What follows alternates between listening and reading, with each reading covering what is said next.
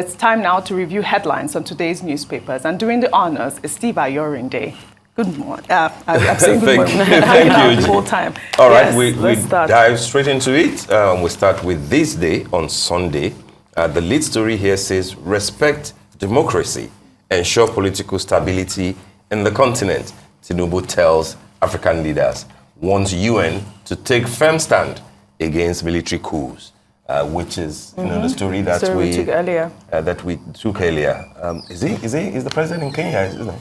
I saw a video. It might have been back. I saw a video from last night. I don't know if he's back now. Because this message was delivered on his behalf. It was on his behalf. He may not have attended that actual meeting that the ambassador attended. So, but he did. There is a report that he did go to Kenya. So the one that he attended, is there any news? Worthy item from it? We're waiting, Steve. Okay. We're waiting. Right. Okay, OJ. Okay. Other stories on top of the lead. Emefiele, former NBA president, activist, task federal government on rule of law. Again, this speaks to interview with SAN Fushika. To say that this is about the rule of law and the right of victims. You don't go arrest people and then be using their time of detention to look for, evidence. On top of the masthead, Obi, I never said I'm looking forward to contest in 2027. That's the story on page 8. Yeah, that's the question I posed. To Aki Oshotokum. It's basically saying that he didn't make, such a thing. It's not saying that he will not run. Yes. In 2027. Because he's still in court. Exactly. Why would he make such a statement? That question does not arise at all. Can I tell you that, Steve, they even said the report was emanating from Arise TV. That was so appalling. Totally irresponsible. Yeah, very irresponsible. So I thought it was, yeah. So in addition to making that clarification, he also used, in another instance, used the opportunity to say that he disagreed with the 8,000 naira palliative to 12 million households. 12 million households. It says 60 that million individuals. It is grossly inadequate, it's insufficient, and that, I believe that he will be speaking the minds of many Nigerians. I won't say everybody, but many Nigerians, because you can also see that 8,000 naira is nothing, in these trying times. This urgent 2K, you society. call it urgent 2K. It's unfair. But let's see what else, the government will come up with. But it looks like after 6 months, many Nigerians will be on their own, and the prices of fuel won't go down if we're not careful. On the window, to boost long-term financing, CBN slashes merchant banks' CRR to 10%, which is the cash reserve requirement to 10%. The cover picture, of course, shows the presidential candidate of the PDP, Atiku Abubakar, with the vice president. Setting aside political differences. Well, I like that caption, but this was at an event, actually. It was at a wedding. So, which is good. The political class, they marry their daughters and sons, to each other. They do stuff. They are the chairman in other people's things. So don't fight their battle. Don't die in their war. Don't die in their war. Yeah. Of course, last but not the least, is that important story of Abbas, Oborowori, Anyaku, Saraki, Tambua, others saluting Prince Nduka Obagbena, the chairman of Arise Group, and these day newspapers at 64. July boys rock, don't they? Yes, they do. Yes, they do, because you are July. It was your birthday last week. Happy birthday, Steve Ayorin. Yes, and you guys happy birthday to the chairman. Happy birthday to the chairman. Happy birthday to Professor Wole Soyinka. Yes. Happy birthday to Jimmy Shulanke. Oh, wow. July. What is your star sign? It's Cancer. Cancer. Okay. Interesting. Interesting, isn't it? Congratulations to the chairman. Congrats. And of course to those who, of course, found him worthy of, accolades.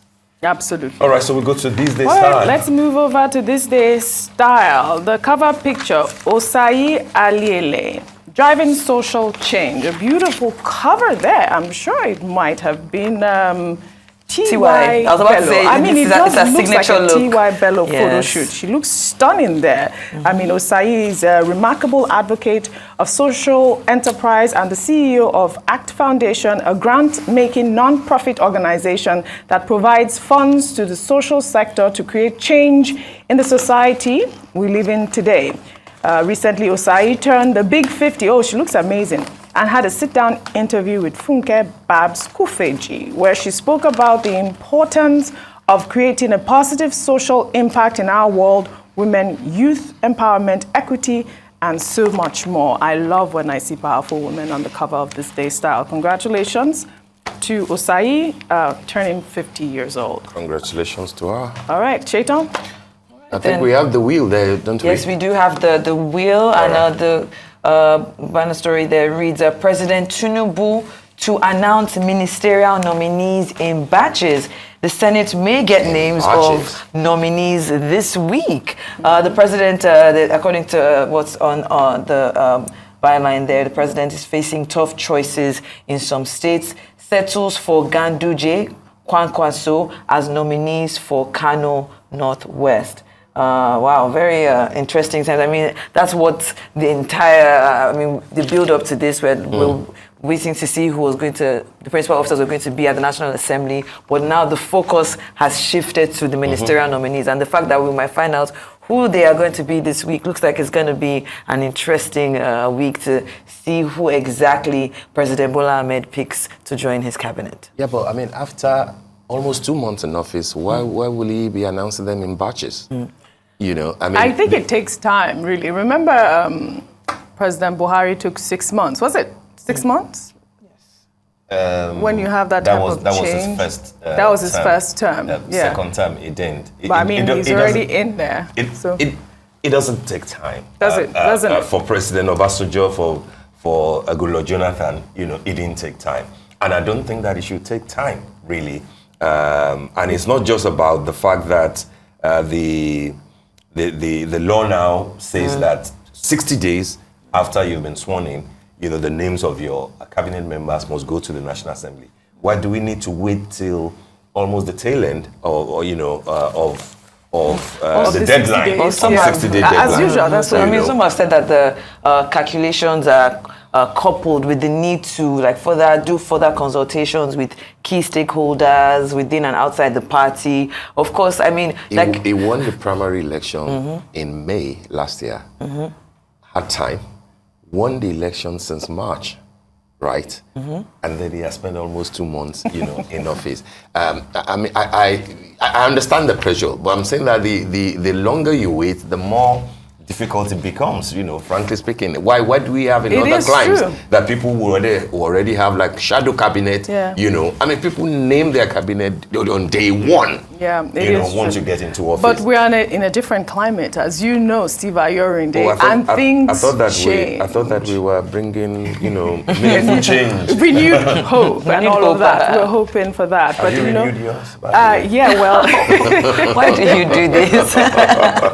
So, I mean, we'll see. In batches, let's just say that maybe he is taking his time to really go through these names. You remember Festus Keyamo had at one time, you know, talked about the fact that Minister for State should be abolished. Maybe he's also trying to, rejig that whole, that is unconstitutional. Maybe he's trying to rejig that whole architecture as well. Who knows? And we've been calling for, you know, reduction. I'm just playing the devil's advocate here. I hope you know that. Let me just make a quick point. Part of the problem with that will be that because the Constitution is very clear that each state must have a minister, 36. It's only at the discretion of the president that you have additional 6, in which case 1 for geopolitical zone. Absolutely. But 36 must be appointed. So if you announce, say, 10 or 15 as your first batch, they will have to come specifically from certain states. Yes. If the states that won't be in batch A, if we're to believe what the will is saying, what does that mean? It doesn't mean that they are not able to find somebody suitable, or those states that won't be in batch A are not as important as those where they can quickly get this thing. But I mean, that's just, you know, it's conjectures. But going to the Sunday Punch, still on the ministerial list, the lead story here says, security reports graft allegations may knock out heavyweights. And then the rider, President reserves role for Ambode.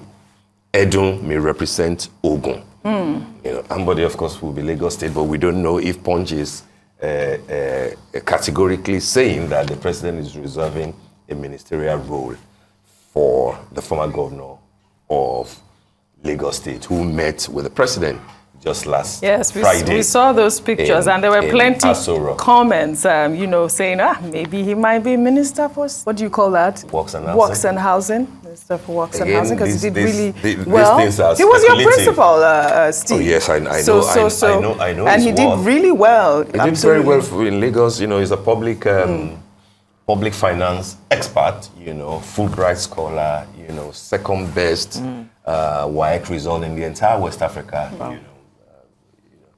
an accountant and everything. He's got a lot that he can offer Nigeria, but of course it will depend on, whether the president knows him very well. He was Accountant General under Asiwaju as governor, and then before becoming permanent secretary, auditor general, and ultimately the governor. So let me ask you, when does this 60 days elapse for Tinubu? For him to it should be on the 28th of this month. 28, so he has about a week or so shy. That's probably why he wants to release batch A this week, to probably meet up with that deadline and obviously break it. 36 names must get there the deadline. by that deadline. Names. But it is important, like you said, even though he's taking his time, it is important because it signals strength. I mean, how will the investors look at us if we're continuing to not have those lists? Ponche is saying that ABGA NMPP to accept appointment, PDP keeps mum.